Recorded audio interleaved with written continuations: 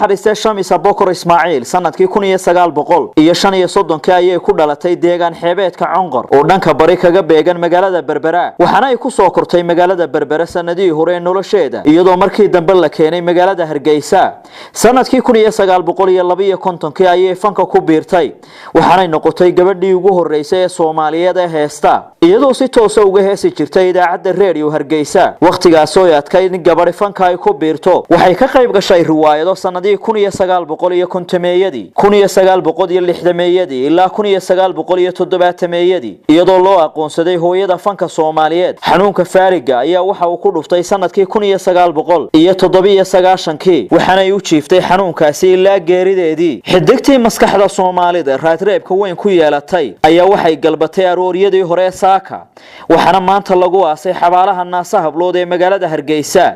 iyadoo dad badan ay ka qayb galeen aaskeeda madaxweynaha la doortay ee Soomaaliland Muuse Biixi Cabdi ayaa waxa uu tacsi u diray qoyska qaraabada iyo bahda fanka ay ka baxday marxuumadu sidoo kale waxa taasi la mid ah diray wasiirka warfaafinta ee dawladda federaalka ee Soomaaliya injineer Cabdiraxmaan Cismaan Yariisow